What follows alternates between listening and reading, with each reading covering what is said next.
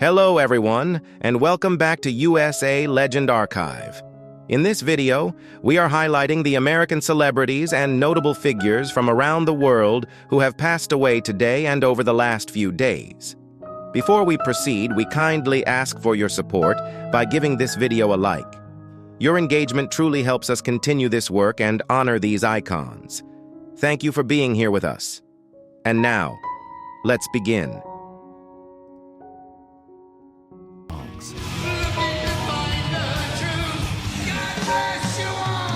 Ozzy Osbourne was a legendary English singer and the iconic frontman of Black Sabbath, born on December 3, 1948, in Birmingham.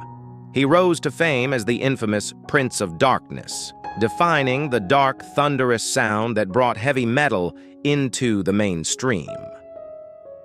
Osbourne transformed from a troubled, impoverished youth, marked by hardship and early brushes with crime, into the godfather of heavy metal, shaping a genre with landmark albums like Paranoid.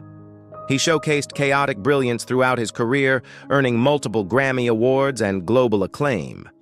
From biting the head off a bat on stage to reinventing himself as a beloved reality TV star in The Osbournes, his life blurred the line between shock and stardom. Despite decades of addiction, legal turmoil, and severe health struggles, including Parkinson's disease and repeated spinal surgeries, his indestructible spirit endured, culminating in an emotional final reunion with Black Sabbath in 2025. Tragically, Osbourne passed away on July 22, 2025, at the age of 76, shortly after his farewell performance. His death, following years of physical decline, serves as a vital reminder of the long-term toll of substance abuse, neurodegenerative disease, and relentless strain on the body. He leaves behind a monumental legacy as a pioneer who dragged heavy metal out of the shadows and into global consciousness. Rest in peace. You will always be remembered for your talents.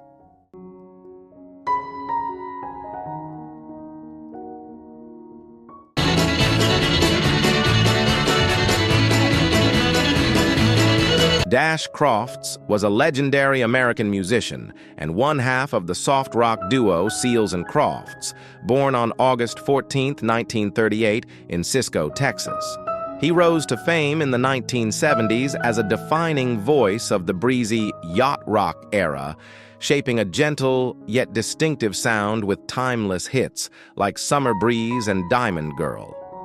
Crofts evolved from a humble drummer in local bands into a globally recognized artist, helping craft a musical identity that blended melody, spirituality, and introspection.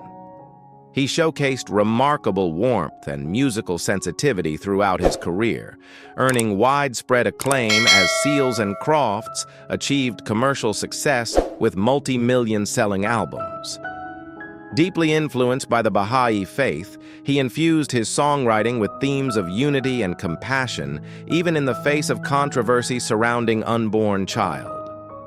And despite changing musical trends and the duo's eventual decline in popularity, his indestructible spirit remained rooted in faith, artistry, and a quiet dedication to humanity.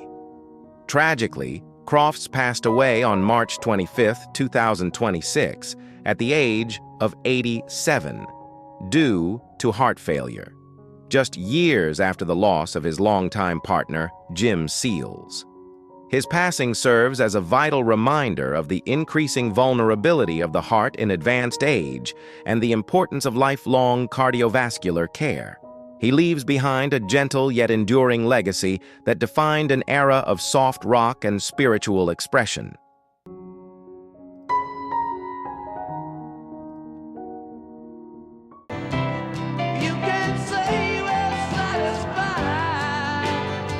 Breaking news. Let's talk about a man who has spent 60 years proving that age is just a number, but the hustle is forever. We all know Mick Jagger as the high-energy frontman of the Rolling Stones, but behind the glitz and the strutting, there's a story of a guy who simply refused to stay in the box society built for him. Back in 1961, Mick was just a student at the London School of Economics. His parents wanted him to have a real job, finance, accounting, stability. But a chance meeting with Keith Richards at a train station changed everything. Mick had a choice: play it safe or dive into the unknown. He chose the latter, trading a steady paycheck for a microphone and a dream. The lesson here? Your life doesn't start until you stop living someone else's dream. It wasn't all easy, though. In the early 70s, the band was broke, facing massive tax debts and internal drama. They had to flee to France, recording in a damp, chaotic basement to create Exile on Main Street, 1971. It was a mess, but it was their mess. Instead of folding under pressure, Mick turned that stress into some of the rawest music ever made. It shows us that the toughest times are usually where our best work is hidden. Fast forward to 2025, and while the world mourns the loss of legends like Ozzy Osbourne, Mick is still here. He just picked up a Grammy for Hackney Diamonds and is already back in the studio for a 2026 release. He's 82, but he's still running. He's not doing it for the money anymore. He's doing it because he still has something to say. Mick Jagger reminds us that as long as you keep moving, the silence can't catch you. He's turned every heartbreak and every gray hair into a reason to dance. If Mick's story inspired you to keep pushing through your own struggles, hit that like button and share your favorite Stones memory below. And don't forget to subscribe to the channel so you never miss these deep dives into the lives of your favorite icons. Darkness, darkness, be my blanket. Jesse Colin Young, the distinctive voice of the Youngbloods and a defining figure of 1960s folk rock, was born on November 22, 1941. He emerged during one of America's most turbulent cultural moments, giving life to Get Together, a song that would come to embody the fragile hope for unity in a divided era. With its simple yet powerful refrain, his voice carried a message that resonated far beyond the charts. Raised in a musical household and trained in classical traditions, Young gradually found his path in the vibrant Greenwich Village scene. Over time, he built a career that refused to be confined, moving fluidly between folk, blues, jazz, country, and rock. His work was marked not just by musical versatility, but by a deep commitment to social and environmental ideals. Even as health challenges, and including a long struggle with Lyme disease, interrupted his career, he never fully stepped away from music. When he returned to the stage later in life, it was with renewed purpose. Less about fame, more about connection. Jesse Colin Young passed away on March 16, 2025, at the age of 83. Though the cause was not disclosed, his life stands as a reminder of both the resilience and fragility of the human spirit. His voice, gentle yet insistent, continues to echo a timeless call for understanding.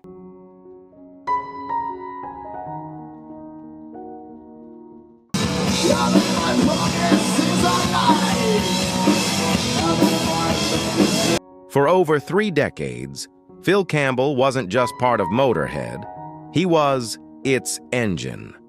Joining the band in 1984, he stepped into a legacy built on speed, grit, and volume, and helped carry it forward with unwavering intensity.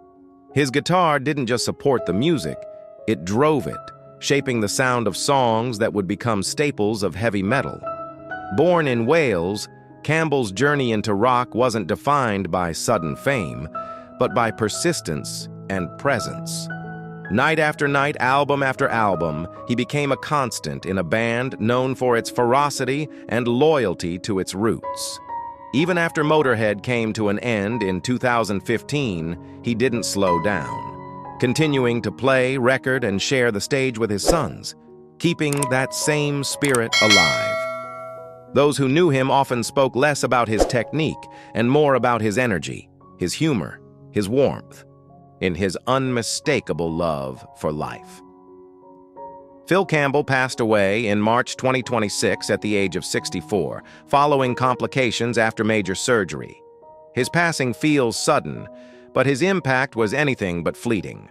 In every riff, every roar of a crowd, a part of him still plays on. Rest in peace.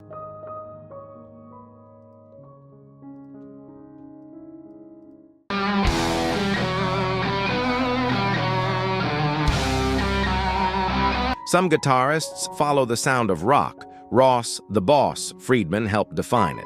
From the gritty streets of the Bronx to the thunderous heights of heavy metal, his playing carved a path that bridged the raw rebellion of punk with the epic power of metal. Emerging in the early 1970s as a co-founder of the Dictators, Friedman stood at the front line of New York's underground scene before stepping into global prominence with Manowar. His riffs were not just loud, they were declarative, shaping albums like Battle Hymns and Hail to England into enduring pillars of the genre. Over decades, he remained fiercely committed to his craft, moving between bands yet always carrying the same uncompromising energy.